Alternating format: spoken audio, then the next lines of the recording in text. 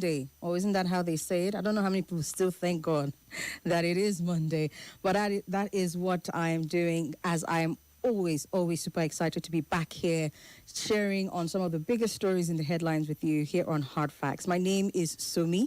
That's Somi, short for Somi. I know somebody's looking at me funny right now. Most people know me by a different name, but yes, Somi is the name here on Hard Facts, and it's good to be back. It's good to be back.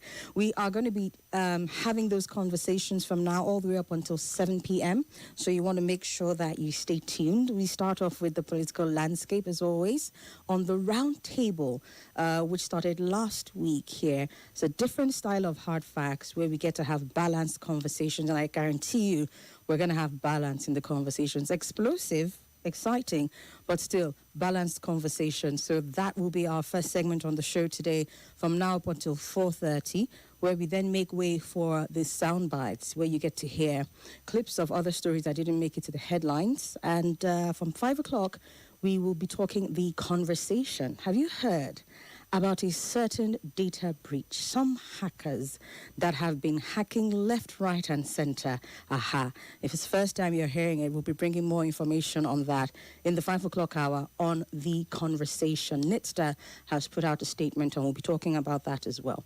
That will take us from 5 to about 6 p.m., where we get to hand the mic back to you and then get to hear your side of things. What's on your mind? What's the situation update?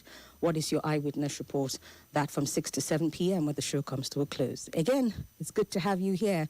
And you can join us on our live stream. Go to Nigeria Info Abuja on Facebook and YouTube. Be sure to go there so that you can have the entire immersive experience of this conversation. I'm just going to go straight into it and introduce my guests who are going to be joining me to discuss the matter on the table today. We are looking at the 8-year entitlement, what they call it now, narrative that we see in our politics, and we'll be looking at what should be our priority. Should it be equity in power sharing, or should it be the mandate of performance? And to discuss that with me today are my guests, Ose Hilase Aigbe Uduebo. I got the name right today, didn't I? Welcome, Ose. Ose is the Director of Strategic Communications of Take Action Organization. Good to have you here. All right, we need you to speak into the mic. I know you're not normally this calm. Let's hear you. All right, we can definitely hear you. To be on your show. Welcome, Ose. Welcome. Me. Apenosumi. Okay. Yes. And today we've got Ebuka J. Anichepe. He is a man of many hats, but today he is just going by public affairs analyst. I'm sure in the course of the conversation, you will have yourself asking certain questions as to some of those other hats. He's been here on the show before, but the first time on Roundtable. Good to have you here, Ebuka. Thank you, Somi. Yeah. Good to be here. Okay, let's get talking. Let's get talking, please. All right. So straight away, some pronouncements came out sometime last week. It was either the presidency talking about what 8 years is and why it should be sort of like, oh, do me, I do you. It was this person's turn, so this is my turn.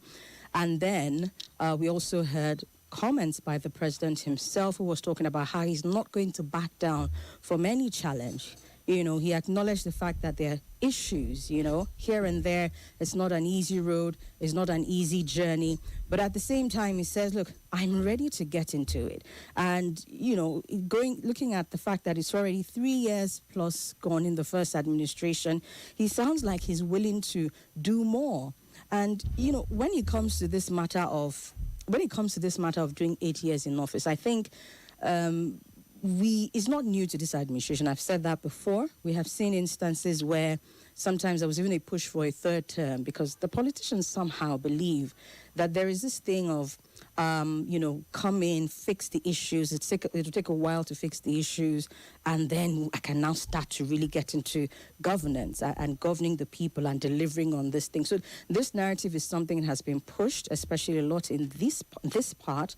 Some people will say in some other parts of the continent as well. But we've also seen other parts of the world where, leaders come in, they seem to have a plan, and then they push through. And at the end of the day, we're doing so well, or that they are doing so well. But now we're having, a political landscape where this narrative is pushed more often than not, alongside the lines of a zoning formula, so to speak. And we can trace zoning, we can take it as far back as 1999. The conversation was that it was intentionally ceded to the South, talking about when we first of all had our democracy, and that has just seemed to continue. But when you put side by side the performance of our leaders over time, right next to this matter of, it's your turn and it's my turn, are we not suffering more as a country than doing better? We have practiced informal power shifting and federal character for decades to ensure stability. But has this pursuit for equity become more of a shield for mediocrity? I will start with Ebuka today. Good to have you here once again. Thank you, Somi. All right. Well, on the matter of zoning, I would always insist, while zoning is important for fairness, especially in a multicultural, multi-ethnic, multi-religious society like Nigeria, however, that has to be balanced with the fact that people to whom they have been zoned, they have to perform. So if you zone to the South, and we have somebody from the South, and that person is not performing, right? Can somebody else from the South replace that person from the South? Must it be a situation where you have a non-performer staying there, and just simply because it's zoned to us, you have an automatic repeat of term? It just doesn't help with performance improvement, performance management in any way, because once you feel, since I'm already here, I already have an 8-year ticket. So how does that even help not just the man who's there, but also his commissioners, assuming he's the governor, or his minister, assuming is the case of the president, if it's just going to be simply on the fact that, it's my turn. Emilokwan, as the case may be. As the case may be. Okay. Let's come to you, Ose. Well, I feel he has considered to the fact that at times when he's been zoned to his zone, let's say, take for example the South, it should, if the person doesn't perform, should the person be allowed to stay there? I think that's us now trying to play God in the electoral process. Is it? Yeah, I think that's something that should be left for the voters. So what should we be looking more at in terms of performance metrics and if it's good enough for a person to continue? Performance metrics or not performance metrics is also always up to the voters to decide who they want to elect them. So if voters decide to vote along tribal lines as opposed to performance, you will count the votes. They would count. The person would win elections. If voters decide to vote along religious lines, it's their choice. You can't take the will of the people. You can't subvert the will of the people just because you are looking for performance. Yes, while performance has a very good role, a great role to play in terms of national development, which I concede to. But while we are bordering on the area, in the region of politics, where people campaign, people sell themselves and their manifestos, and the choice ultimately lies in the hands of the voters and the electorates to choose who they want to lead them. It's not up for debates. If the person doesn't perform and is able to convince or hoodwink, let me put it like that, the voters or the electorates to vote for him, then that is their choice. Their votes must count. The statements that I made were accredited to the presidency and the president in this current administration. Bayo Nanuga saying if Buhari did 8 years, then Tinubu should be allowed to do 8 years as well. And then, of course, the one that I said, the president said, and as a matter of fact, with the president, he was particular about the fact that he was doing a number of things that Nigerians were not acknowledging. So in his own case, he's even arguing to some extent that he's performing. Yeah. While on the other hand, the statement by Bayo Nanuga was basically a thing of entitlement. I want to ask you specifically. Go ahead. Yes. By your honest assessment, is this government performing or are they hoodwinking the Nigerian electorate? By my honest assessment, yes, this government is performing. Give us the metrics. Now, let's start from the education sector, right? In the education sector, we now have, for the last 3 years, there hasn't been any strikes in the tertiary institutions, right? We have something called the NEL Fund. Now, in the history of Nigeria, there has never been anything like that, where students can access interest-free loans to pursue their academic pursuits, right? Irrespective of their socio-economic class. We've never had that in the history of Nigeria before. This is the first time that is happening. Then also, there's also the funds, the Tertiary Development Fund that has been sent out to all tertiary institutions for research and for upgrading of their science and their laboratories. So these are practical steps that have been taken in the educational sector. Okay. To make sure that the future of Nigeria is secure. Let's speak to health. Okay. Now let's speak to health. As I speak, I'm very much aware that dialysis has been subsidized by over 50%. So let's assume a session of dialysis used to cost about, let's say, 70,000, 80,000 before per session. Now it's about 12,000 naira in tertiary hospitals. Nobody's talking about that. Nobody's talking about that. Now, as I speak to you, they are taking almost all the tertiary hospitals off the national grid to green energy. You know, when they said Aso Rock went off the national grid and transited to solar and inverter, people stopped at that narrative. They didn't understand the policy behind that action. Now, the policy behind that action, the current solarization of Nigeria policy states that 10% of the total power generated in Nigeria must come from green energy. How best to lead the populace than to lead from the front? So if I'm saying 10% of all the energy generated in Nigeria has to be sourced from green energy, I should be implementing it. Set the example. Yes, I should set the example. Okay. Now, this is not just only Aso Rock. He's doing it for primary health centers. He's doing it for tertiary institutions. And we will see that now cascade down to other government agencies and MDAs. Maybe from 2027. From 2027. And there's also now, to speak on power, there's also we are trying to increase our megawatt generation to 30,000, right? But they're in phases.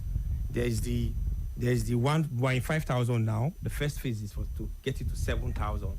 This is a contract that's been given out to Siemens already. The first phase is to get it to 7,000 to 15,000, then eventually get it to 30,000. Okay. As at last year, May, we had the highest generation ever output in the history of this country. I think it was about, we've been stuck in 5,000, 3,000, 4,000. We've been fluctuating, but I think it was about 5,015 or 5,018. The highest ever. Yes, 18 might be a small fraction, but baby steps in the right direction. Okay, let me come to Ibuka. Same question I asked him. By your own metrics and what we see on ground, maybe not just on paper, is this government hoodwinking Nigerians, or are they? I'm using the word hoodwink because that Ose used that word. Yeah, okay, so it's a good word. yes, okay. So biometrics, let's have the assessment. I'm asking this question so that we understand the narrative of the 8 years, because if you can't even deliver within the first 4, what are the chances you deliver in 8? So do you think that they should be given that chance? Well, I like to hold two paradoxes, right, and make sense of whether or not this administration has been delivering. If I was to wear the hat of an economist, right, an investor, an international investor, I would say yes, that the Bola Ahmed Tinubu administration is delivering, because it's taking bold steps, right? Two of the bold steps that everybody has been avoiding, right, ever since the advent of democracy in Nigeria, which is number one, the fuel subsidy situation, right? And then secondly, the unification of the for FX markets, right? Those are two big issues for anybody to tackle. So for him to take them head on, I'll give him kudos to that. He's in no way short of courage, political courage and willpower to, take on these kind of issues. However, policy does not always translate to popular votes. if I wear the hat now of a layman, of a average everyday Nigerian, of a salary worker that is earning minimum wage in Nigeria, I would say that he has failed woefully. And so these are the two paradoxes. Is he winning? Is he succeeding? Some people will say yes, it's a small set of people. But on the average, they will say that, look, he has been swift in taking policies direction, but very slow in implementation. Not just implementing, but actually cushioning the effects of those policies. Cushioning those effects. He has been too slow in doing that. And so you can't hit Nigerians left and right with, removing subsidy in electricity, removing subsidy in fuel, removing the shocks, the subsidy that we enjoyed from, the dollar amounts you can go to and apply, all of those. You removed all three of them at the same time, and you think the markets won't react? The market is reacting. Nigeria is going through the worst possible living crisis in 2 generations. I'm saying 2 generations because I'm saying millennials and Gen Z. They've never experienced something like this. So for them, you can't sit down comfortably on your armchair and say, well, he's performing. No, they are feeling it in their pockets every time they go to pay for fuel at 1,400. Every time they go buy gas at 2,000 naira. Go buy diesel at 2,000 naira. They're feeling it every time they go to buy bread at 2,500 naira for a loaf of bread. What they were used to as 400 naira for so long. They're feeling it when they go buy a crate of egg. So the inflation on ground, which they can feel, which they can measure beyond any political platitudes, whether you're standing on a mandate or you're not standing on the mandate, is the fact that Nigerians are hurting. And we can't sit down here and pretend that, we don't know that, right? Simply because some people in IMF are patting us on our back and telling us we did a good job. No, we must look at if it's the democracy, if we should run an election tomorrow, I would say that by a landslide, Nigerians will not vote, they will vote against APC, not just, they will vote for any other party apart from APC. So it's not like the other party is better, it's just out of, you failed us. They would vote for any other party than APC. So the conversation in 1 second, Ose, is, first of all, you acknowledge that there are, the moves that he made are bold moves. And for you to say that, I presume to some extent that you understand that there are gains that will come out from there. Oh, yes. No doubt. So for every policy window, right, you have short-term effects, long-term gains. Right. Then you also have to consider the fallout effects, the unintended second-order consequences as a result of what you're doing. So, and this understands. My colleague here understands that. He's a chess grandmaster. He understands this, right? You can give up a pawn in order for you to have a bigger win. We understand that. He also understands when he said, look, I'm taking out subsidy is gone, right?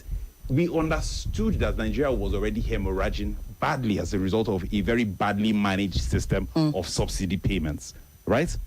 So he was right in doing that. However, what the common man is saying, what I hear them saying is, you said subsidy is gone, you said that billions were going to be spent, were being, frittered away to private pockets. How have you been able to capture those billions, right? And reinvest them into what we can feel. And what we can feel is better healthcare, better education system for our children. What we can feel is better power supply, right? But we've had a situation where we've been done a bad deal.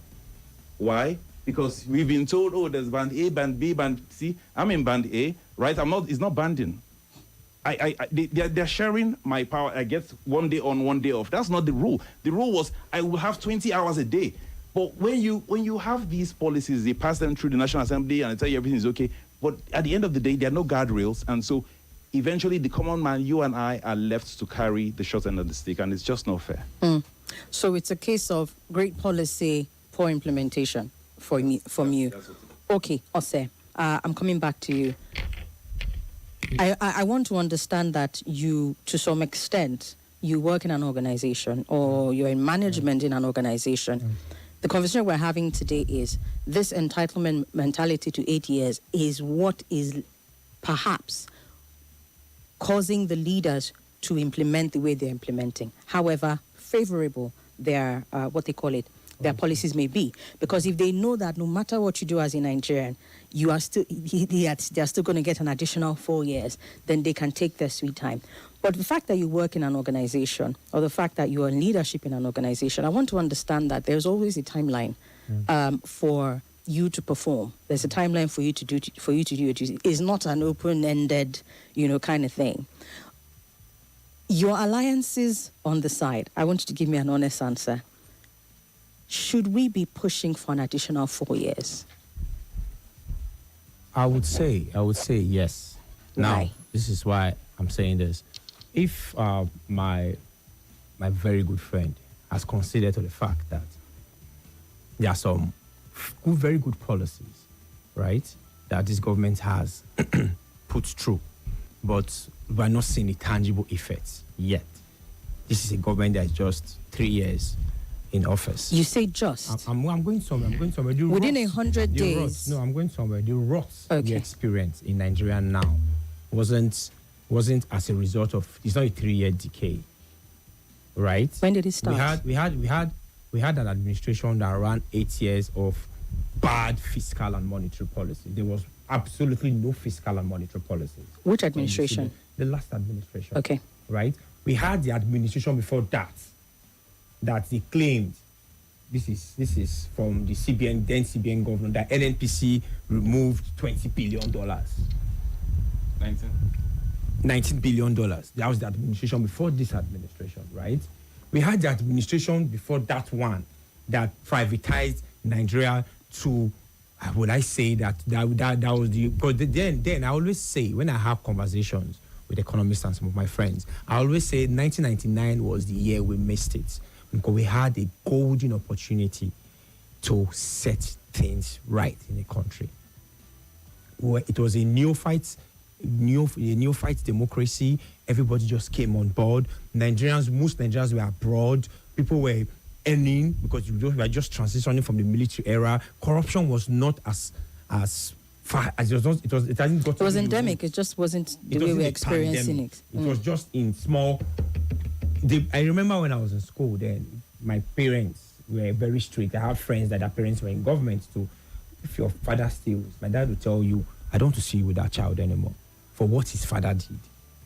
Right? It was not a thing of pride that you come out and say, oh, my father stole me money because it was the government. It didn't used to happen as rampant as it's been seen now.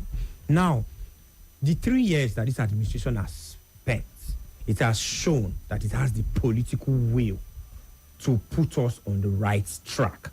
Policies come in I always tell people, any administration, any nation that is going to take development seriously has to start from policies. Policies are the foundation for anything to happen, because there has to be a framework. There has to be a direction. There has to be laid down guidelines on how we intend to achieve what we set out to do. So even when you're talking of power, there has to be a policy that will guide the sector to achieving what the government wants to achieve. Now, we said something about removal of the subsidy, right? The fuel subsidy, and how removing the subsidy and the cushions haven't been felt by the common man. Now, let's take it. When are the governors? I always tell people, Nigeria, there's no Nigeria without 36 states and the FCT. There's nothing like Nigeria without 36 states and the FCT. Now, those 36 states, there's nothing like Edo states without the 18 local governments, right? Minerals, resources, raw materials are not domiciled in the states. They are domiciled in local governments within that state. Now, if we now take it down further, are the governors getting more revenue? Because majority of the people that are supposed to feel the impact of the subsidy reside probably in rural areas, in local governments, in their states.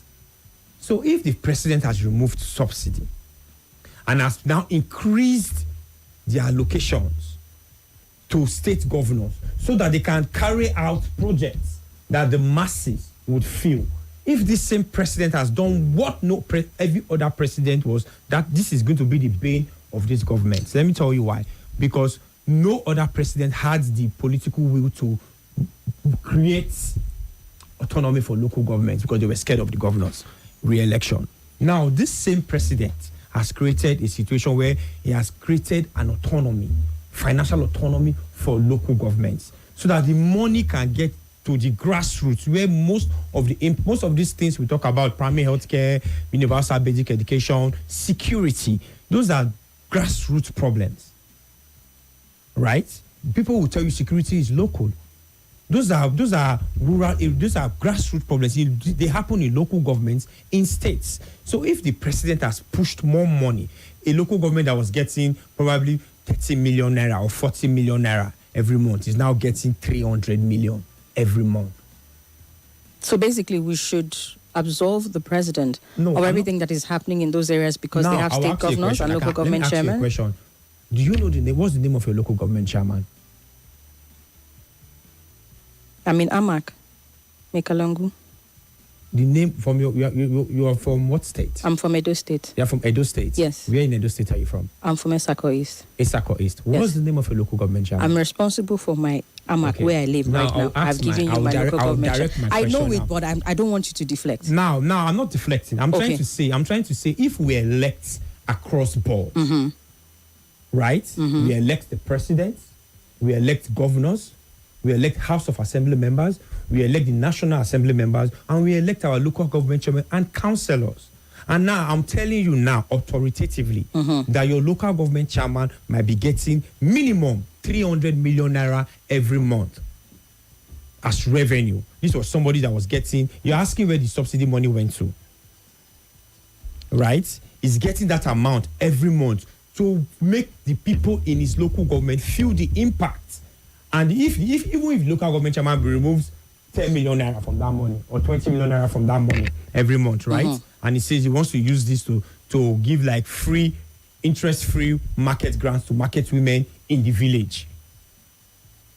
Do you know the effect of 20 million naira loan for market women in the village? Now, we're well aware of that. Now, you need to understand where this is coming. There is a responsibility that you can attach to local government chairman, state governors, and all of that. The bulk of the responsibility lies with them. No, but we're also looking at the top. A policy and a framework. We're also looking at the top. I understand where you're going with your arguments, but here we are. It's not just a conversation about subsidy removal and policy. It is a conversation around overall performance of the person who still wants to continue after the 4 years that the Constitution, how should I put this now, allows for, are now touting a narrative that the additional 4 years is guaranteed. Now, 1 second. Go ahead. My first point of call is with the people who are touting this narrative, because whatever they do at the top will definitely find its way down to the bottom. And so even when the local government chairmen are not performing, even when the state governors are not performing, by going by your analysis, he can absolve himself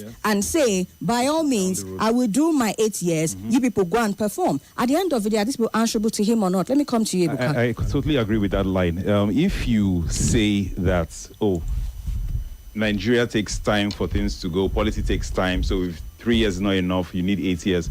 Your local government chairman can argue the same argument. You are misconstruing what I said. I didn't say 3 years is not enough. I said the rot in the system was not made in 3 years. It wasn't made in 3 years. That's what I said. If you can't turn around a ship in 3 years. And so Mr. Osai's points, I'm going to allude to the fact that you said that in 3 years. However, your statement is running counter to what Mr. President said last week, that I am Buhari and Buhari is me. That the Buhari administration is him. So this is not 3 years. This is 3 years plus 8 years. So he took up responsibility for the rots in the last 8 years. For the first time, you're having a president that's let him finish his point, then you will come back. For the first time, if he didn't say that, I didn't interrupt you, sir. Let him finish his point, then you will come back. I'm claim back my time. Okay. So if a man, right, on his own says that the past administration is the continuation of, or is rather his current president is the continuation of the past, you can't sit down here and say, otherwise. He's willing to take whatever hits, whatever glory that administration has. And so if he has some smoke with that administration, he should take it too. So he can't say, it's now he's starting. He started 8 years ago. He had 3 years to consolidate or whatever he started 8 years ago. And so that's what was still Nigerians are unhappy with APC, period. The last election showed that much. The last election showed that much because they did not win with a majority vote. It was split 3 ways. And there are many people that will argue that, INEC didn't do the best job, but that's a different matter, okay? It's been settled, it's gone, we're moving on. However, they did not win with a majority vote. So, first of all, it was an unpopular mandate. whether you're standing on it or not, is an unpopular mandate by the people. And then to top up, you've insulted the people further by taking away whatever cushions of they feel like, oh, this is what they can, this is one benefit for Nigeria, at least for they cheap here. Then you take it away on day one.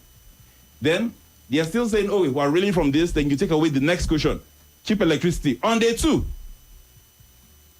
Then year three, you come and hit them with taxes. So year on year, Nigerians have been hit with very severe economic hardship.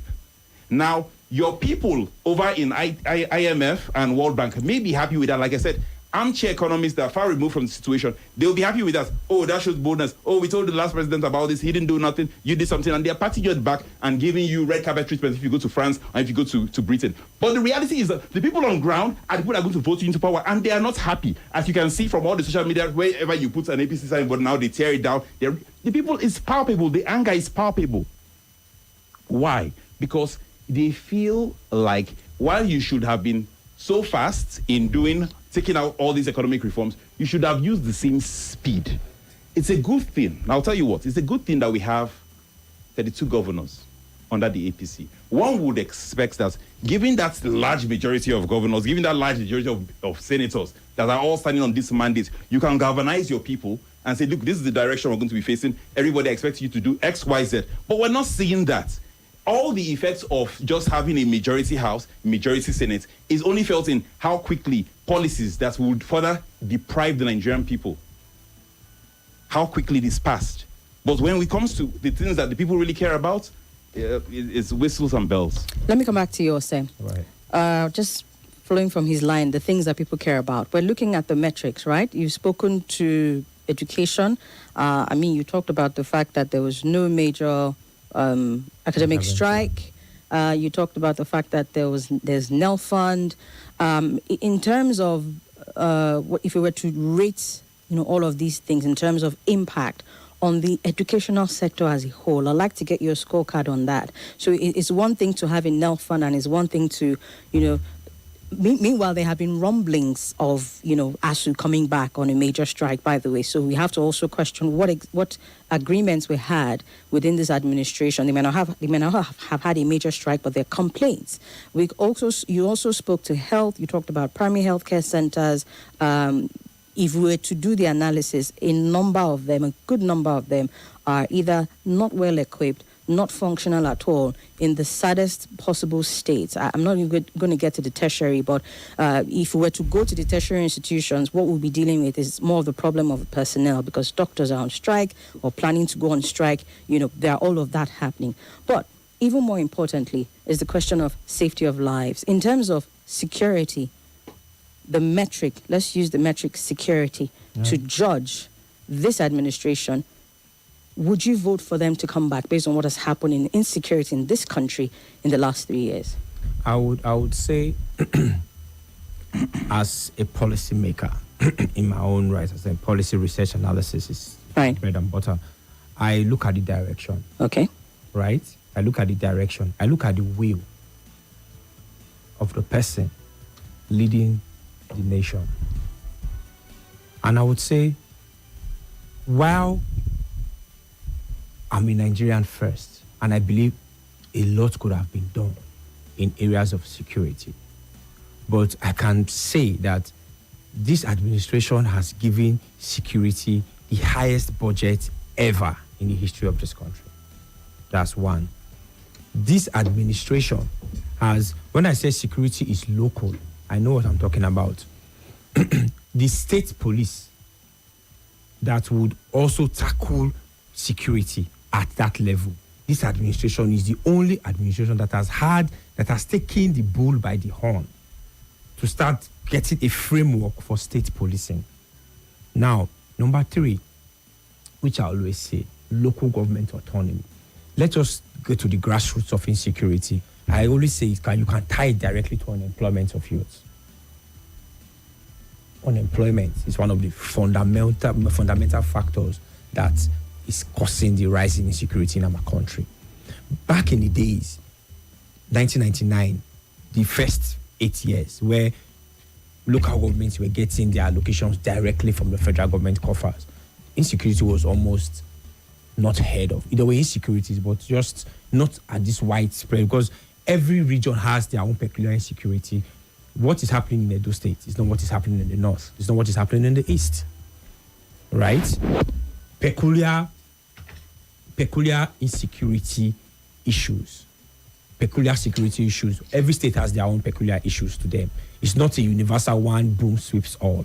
So that is why state security would address it at that level. What is peculiar to the state? The people know the state. See something, say something. Police yourselves, as it was back in the days. Now, coming back to the effect of local government autonomy on security. Now, local government chairmen now have enough funds to create their own vigilante. They have security votes too. They can fund security in their areas. They can now also create employment. Oh, he's doing roads. The local guy, the local carpenter is trying to renovate the primary school. Everybody is now gainfully employed on that level. At the local government level, thus reducing insecurity on a national scale. If every local government tackles unemployment with the funds that's been given to it, creates a source of job or a source of, how will I put it, revenue hub, a local government economy that thrives, that employs youths, that engages artisans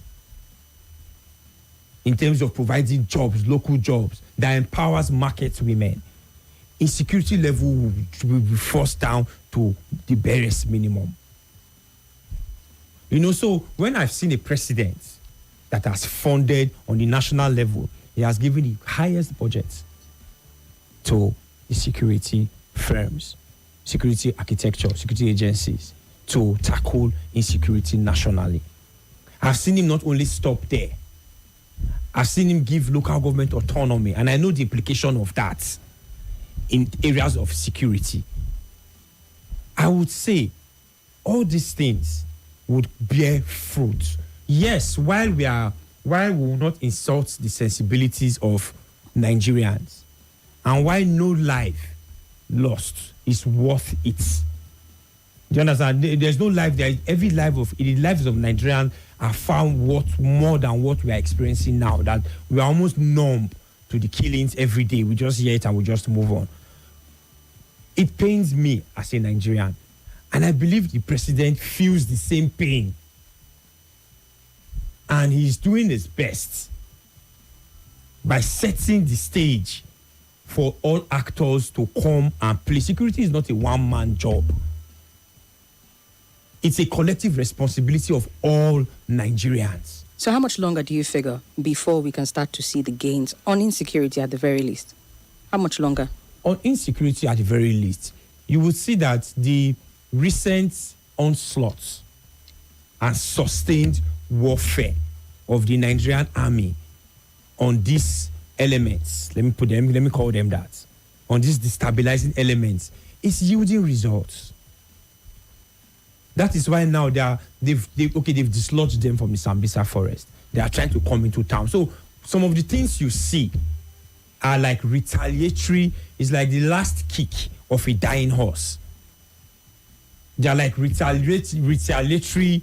How will I put it? They are retaliatory attacks that you are seeing. Okay. These people, the war has been sustained. It will be sustained. We have a minister. We had a government before that let non-performing security heads remain in office. You're referring to the shuffling. You understand that? Yes. And now we have another president that listens and says, okay, you know what? Let me jig things up a little. Let me bring people fresh ideas. That he had to even pull out the chief of army staff and made him the minister of defense. He's not the only president that has shuffled military chiefs, but I'm not saying he's the only person. Okay. I'm not saying he's the only person. Okay. Yes, but I'm saying it's not. In this administration, you can count the amount of times that security chiefs have been shuffled. Let's get to Buka's take on insecurity, and then we'll go to the phone lines. You know, in Nigerian parlance, they say something, you go explain tire, no evidence. There's very little evidence to show that insecurity has improved, despite all the billions that has been thrown at it. The only evidence you probably say is that if you go to the areas in Abuja where the top brass of the military build their houses down in Asokoro, you will see magnificent mansions. Magnificent mansions. They are richer than the politicians now. Magnificent. That's the only evidence you will see. But down in the front lines, I have friends in the front lines. They tell me what's going on. They ration them bullets.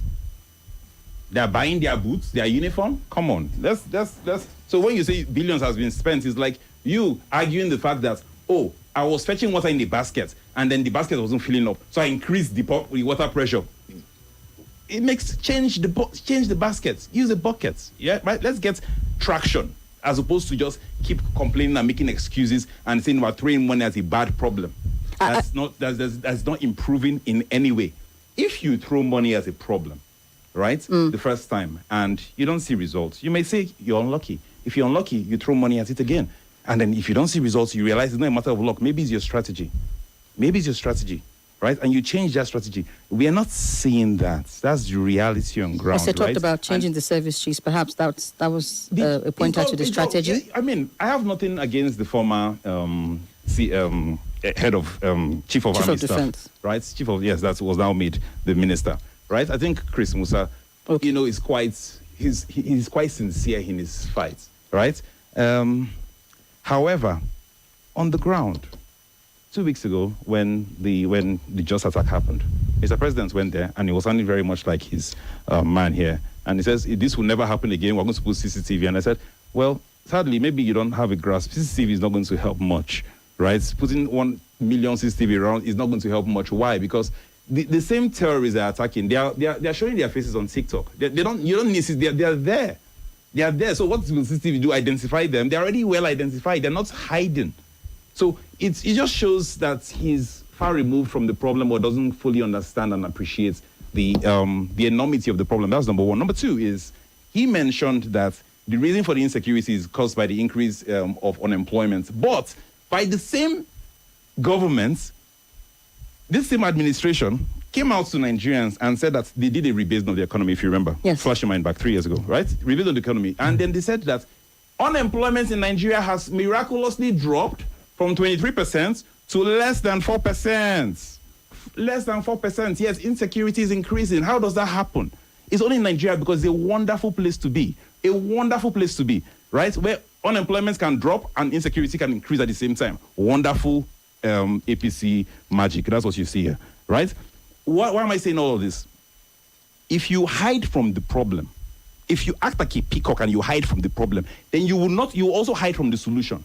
You must come face to face with the problem. But all we see is they try to manage the optics, they try to tweak it, right? They try to gaslight Nigerians that what they are feeling is not pain. This is not pain. This is just, it's just normal. You should just go through it. In fairness to the president, he acknowledged that it's a difficult time. He says it's a tough journey.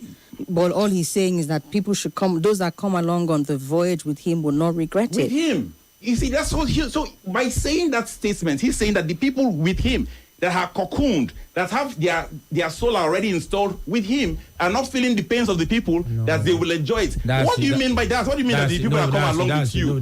Already, whatever policy, hold on, don't interrupt me. I didn't interrupt you, sir, when you went on your rant, right? So let me finish. Let me finish this, right? You cannot say and seclude your own people as politicians, which is what he did in that statement, right? And say, those of you that's come along, those of you. What does he mean by those of you? When your policy affects every Nigerian. If you want to talk about policy direction, let me give you a few things about policy direction that maybe you can borrow and take back to your taskmasters. Number one, in insecurity, we have to stop this rubbish of giving, after your own military generals are being killed, you're giving amnesty to these same people. People that's come to, wearing your own military fatigue, to kill your own soldiers, and that you turn around and say, oh, we're going to reabsorb them. Where is that done? Give me another place in the world where it's done. If you go to case in point, I'll give you a good case in point. President Bukele, right, brought down the insecurity in his country in 2 years. Jailed everybody. Insecurity has come down in that country, despite all odds. That they said, oh, this is a gangster nation, this nation is a banana republic, is gone. Insecurity has dropped to as low as like 2%. Why? Because he jailed all the bad people. So don't tell me that you need 10 years to get results. No, you can get results. What we're lacking here is clearly a case of willpower. Number two is we should start to see things as they are and see things as they are so we can know how to help ourselves. If you're saying that unemployment is dropping and this thing is increasing, let's be consistent. You cannot be telling Nigerians that you rebase the economy and now people that are girls that have been forced on the streets to hustle to sell their bodies, right, because of no job, you say that now they're employed. Boys are forced to now start selling all kinds of things and doing credit card scams online. You say now they're employed because they're earning money. No, please, earning money is not a form of employment. Just basically because you're making money doesn't mean you're employed. Anybody can make money.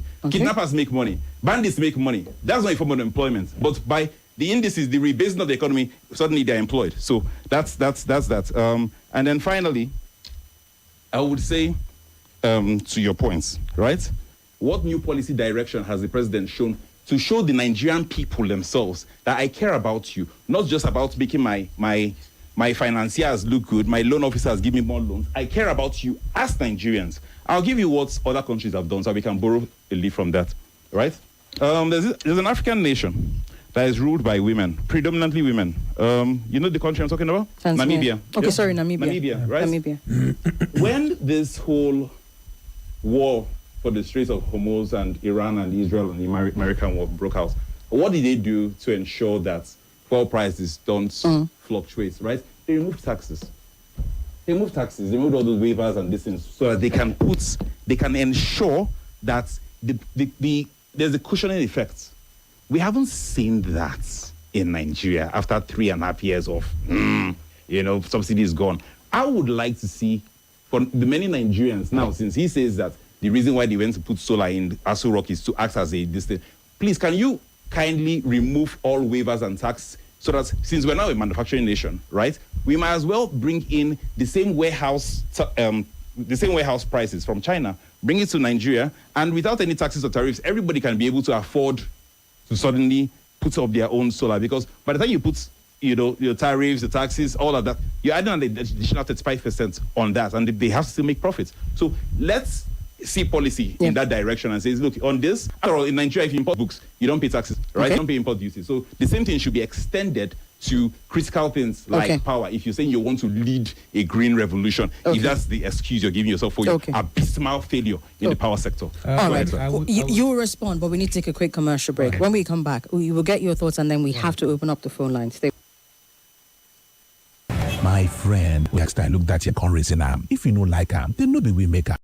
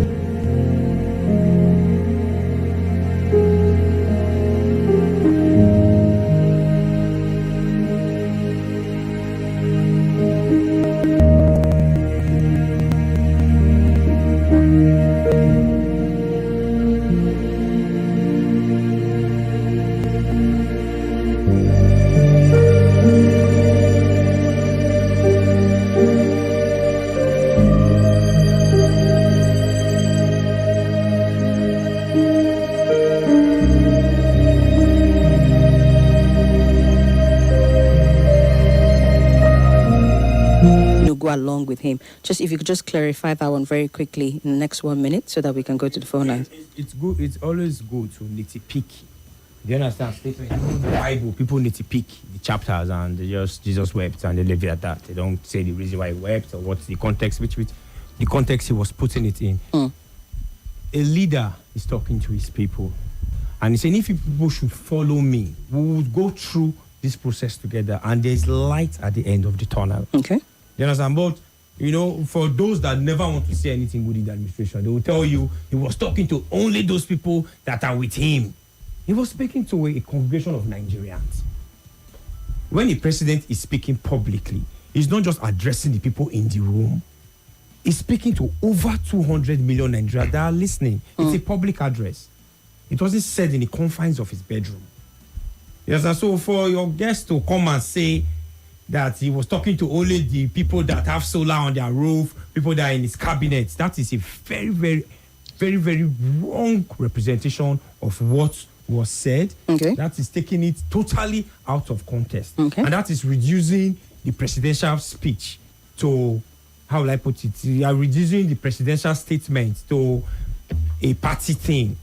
You've reduced the importance of what he was trying to say, and you're selling your own narrative. Okay. So that's what I was trying to just address. That when he said, you people should follow me, he wasn't referring to his ministers. Okay, I've got you. We need to take the news at the top of the hour. When we come back, the phone lines are opening. I guarantee you that they've been buzzing, and would like to get your thoughts on it. So stay right where you are. Don't go anywhere. It's the Roundtable on Hard Facts, 95.1 Nigeria Info after this.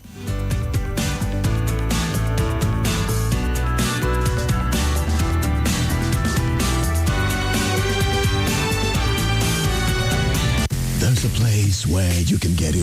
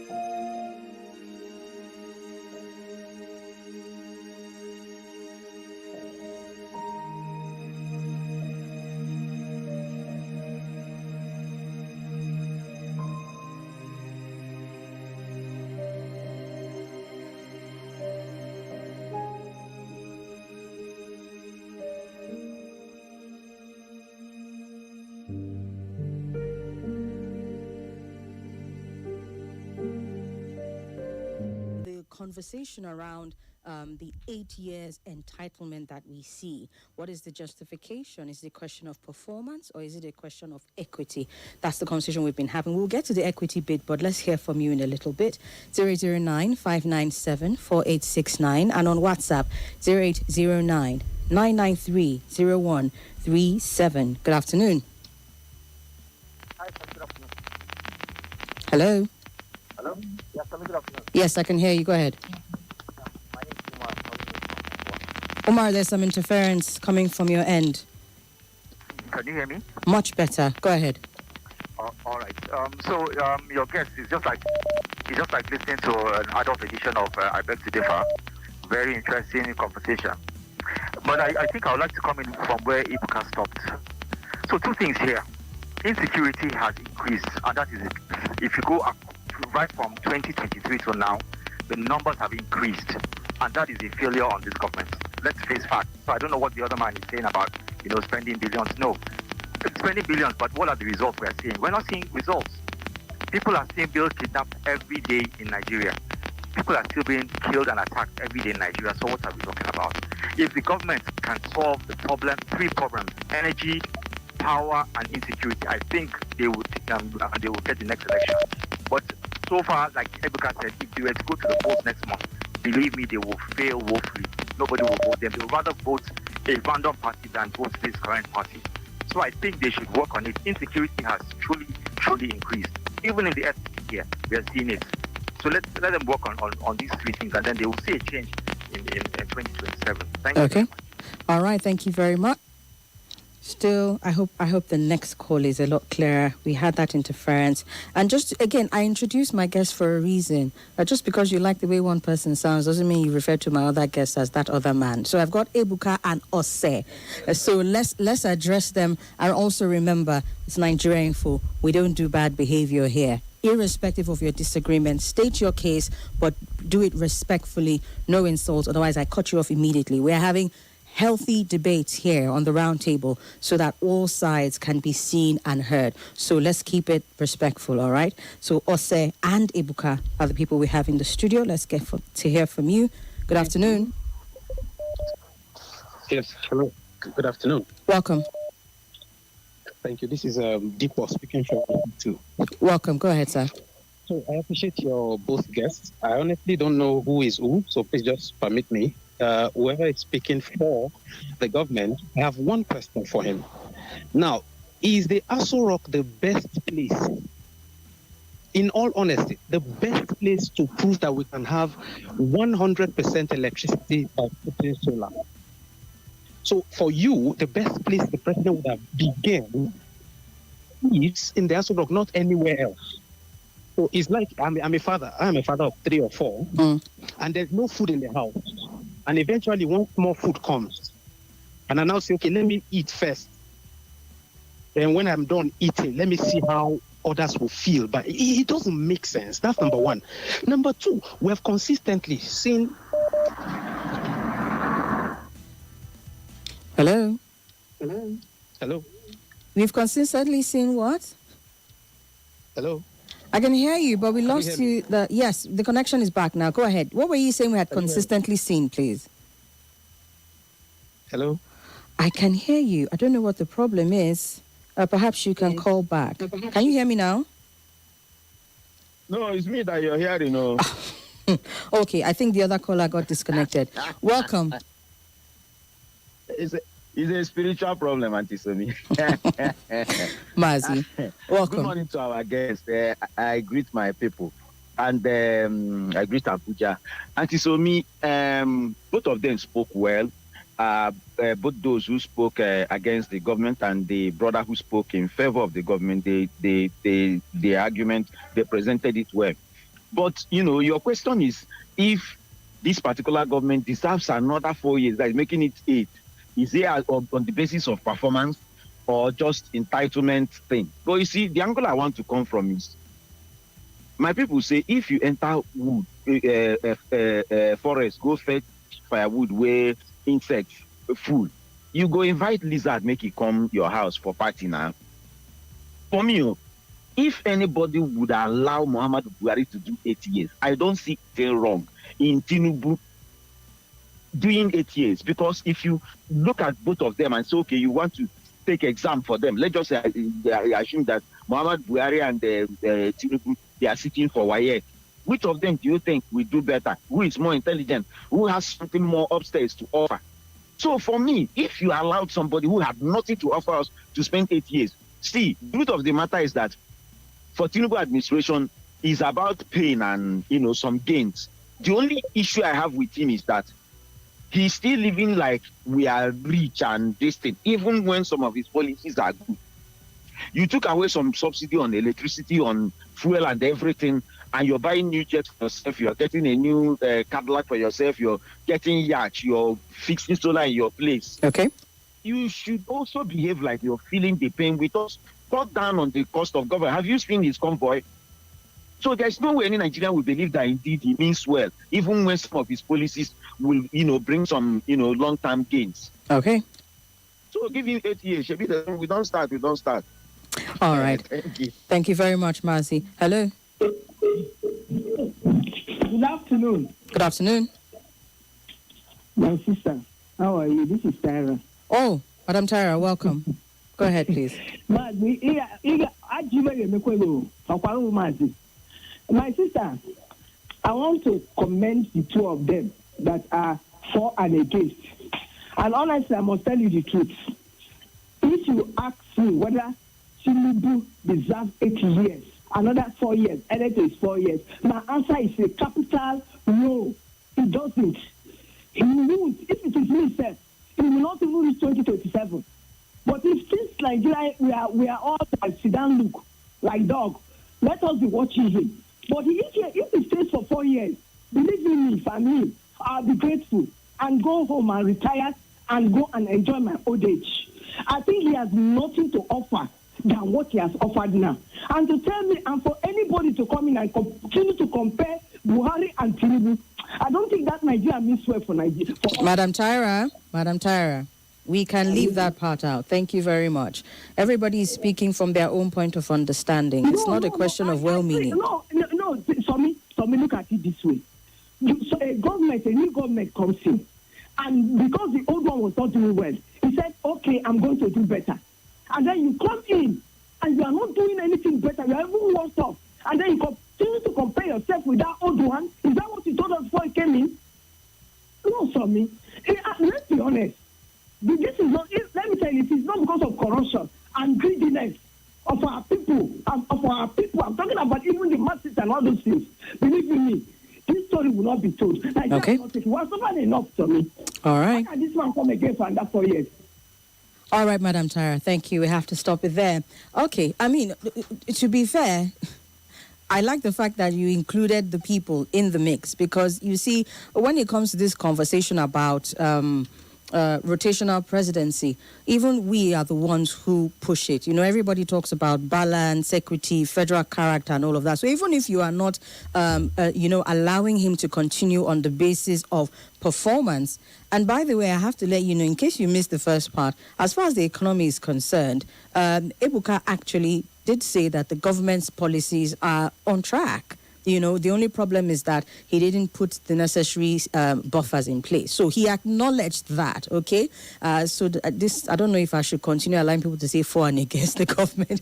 It's a matter of perspective, really. Exactly, it's a matter of perspective. It's a matter of, yes. I don't want people to think Ebuka is against the government. No, it's not. No, that shouldn't be the... I'm simply making the case that while there has been boldness in policy initiation and directives, what has been sorely lacking is the social side of it, right?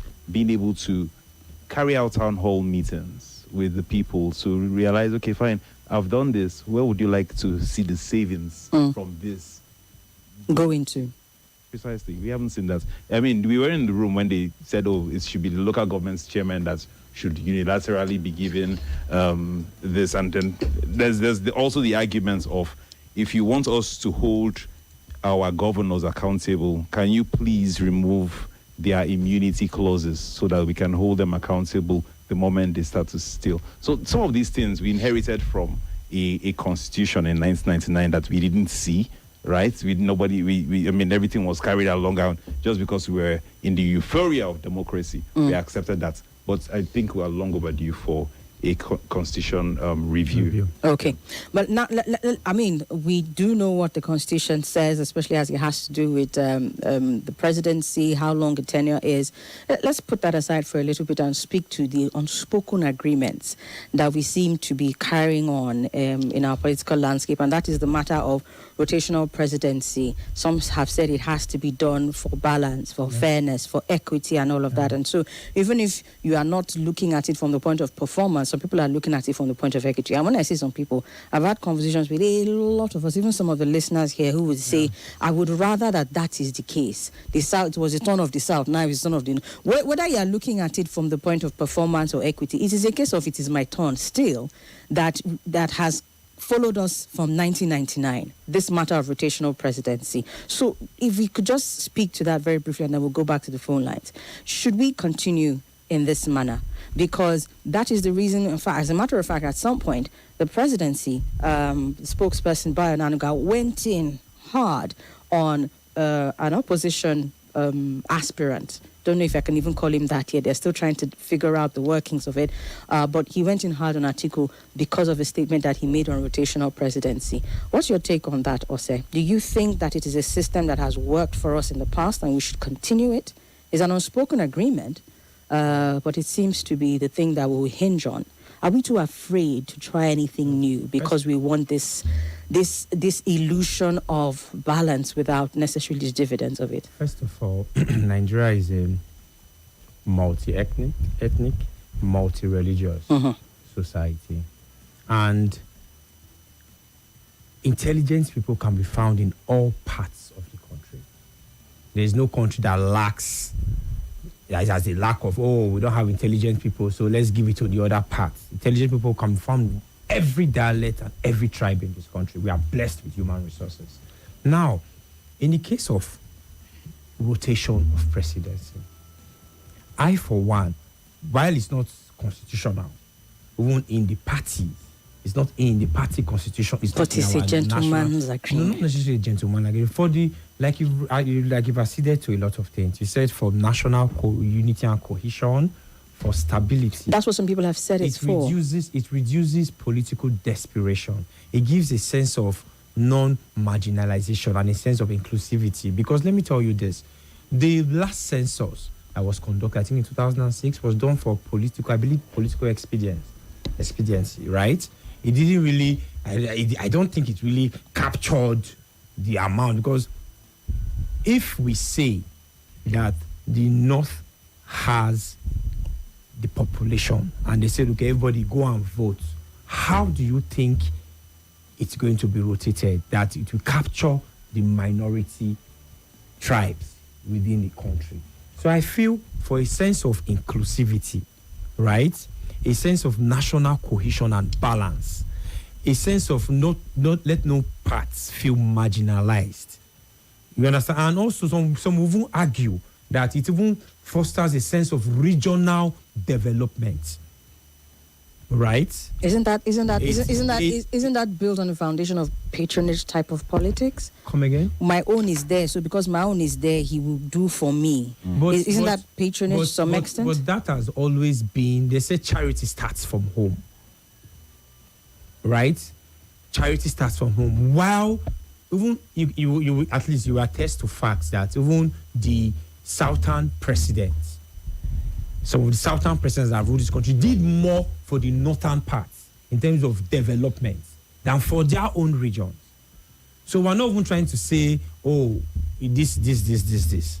What we are saying is for national cohesion and balance, right? For all areas to not feel marginalized, there has to be, I won't say, while we clamor for performance, while we clamor for let the right man do the job, the right man can be found in every region in Nigeria. It's now left for the citizens to vote for that right man. But you see that rotational presidency, I think it creates a form of stability and a sense of inclusion. You understand? And it makes people they are not political, they are not desperate. It's a sense of, let me say, political security, knowing the fact that 1 million people are not chasing the thing because it's open for all. The Northerners will say, okay, let's wait. Let them finish. Let them field whoever they want to field from the South. Do you understand? When they finish, who will field our best hands from the North? So it creates that, whenever I mean security, I'm talking of real security, lives and properties. There's that political desperation that leads to let us kill to get there is reduced when the actors that are taking part in politics know that, okay, it is the turn of the South to rule. There's that gentlemanly agreement. So the Northerners tend to step back and throw their weight. You understand? It shows you are a team player also. You throw your weight between whichever candidate you feel will protect your interest in the North. Okay. So I think it's not a bad thing, even if it's unconstitutional, but I feel it's... I'm coming to you with that one. This is a system that we have, used since 1999, if I'm not mistaken.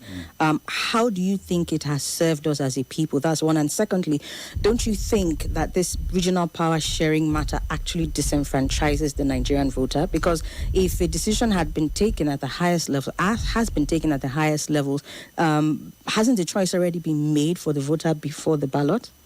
I won't say that. I would say, for the sake of balance, again, I would like a situation where it's allowed to not just continue, but instead it should also be put in the Constitution. Yeah. There should be a constitutional process to make this so that we don't have a situation where what happened in 2015 reoccurs, where there was a seeming, it's our turn, but now it came to your turn and now you should revert back to us. It should be well settled as if a region is producing a president, right? Whether that is your best president, because democracy is really not about who the best man is. It's really about who is the most popular man, right? And that has to be said, right? This system does not produce, is in no way, there's no meritocracy about it. Right? We shouldn't even pretend about it. It's not meritocracy. It's much more about plutocracy, if you want. The rule by the rich and the connected. That's what I would say. However, it should be from your region. And if you bring the person from your region and the person wins popular votes, so be it. But if you leave Nigerians the way we see how we are, history should tell you how we are, right? We still have the embers of tribalism burning. And if you let politicians to pour fuel on that, the whole country can go ablaze. So I would like it to be constitutionalized, where if region by region, we can then, in the constitution, then policymakers can then decide how they can then describe who constitutes the North and who constitutes the South. And then that can be a debate that can be had. But definitely we shouldn't just be left up in smoke and open to interpretation of whoever is in power to interpret what's my turn. So by that you believe that it has served us to some extent? It has served in a way to maintain some semblance of peace in this democracy, yes. I see. Okay. Let's get back to the phone lines. Good afternoon. Hello? Hello? Good afternoon. Yeah, good afternoon to you, Somi. Welcome, sir. Go ahead. I'm very well, thank you. Thank you. Yes, thank you. Quickly, let me say something very fast, please. To your guest, please, who is in the support of the government. I don't know his name, but quickly, I just joined in, but I was following up. I want to tell him that I'm from Borno State, and I want to tell him that the insecurity presently since President Tinubu took over is very, very worsening this time around. Now, as I'm talking to you now, I've been affected. 2 of my blood has been kidnapped. The last 2 weeks, my uncle's son was kidnapped from Borno State capital coming down to the Blue, local government area council. The young man was kidnapped just 2 kilometers to the hometown, just less than 3-4 kilometers. He landed, in his home, to see his family. The young man was kidnapped. A just 23 years old boy. Then, secondly, one of my cousin sisters was kidnapped as I'm talking to you just on Friday. This Friday I'm talking to you in the same road. Now, before then, Tinubu took over, this is a road that our people have access to. Since Dambuwa, due to Dambuwa Road, the Boko Haram have been operating in that road and was too much. When Buratai took over, Buratai made sure he cleared the Damaturu. This is a road that he permits people to be going through that side. Now we don't have single one road that our people can pass from Dambuwa, from Biu down to if you are going to the capital of Borno State. Now we have to go through from Gombe for your safety money and go there. Now, with the current economy of this country now, imagine somebody staying in Southern Borno now, you want to capital, you have to go through Gombe. Okay. How much transportation are you going to spend from Pew down to Gombe? You spend 10,000. From Gombe down to Borno State Capital, you spend 15,000. Now, which is before if you are in Pew to Maiduguri, you spend 8,000 naira to take it out quickly. All right, sir. To let you guys know that the insecurity really that came from that side. I want to tell him that the figures is giving or what he's saying that the Boko Haram, it fights against insecurity have been improved. There's nothing that has been improved. All right, sir. Tell him that me and from that region, I'm giving him the report that I'm being affected and my people have been killed, and up to today the things affecting us. So quickly, okay. Pass the information to the government that is representing that our people are seriously down. And when it comes to the 2027 vote, sincerely speaking, it's not best because it's terrible from the carry the latest cheese come your tomato. The new Good Mama detergents don't get better upgrade. Now, any clothes you wash with the new Good Mama, it go. This is Nigeria Info.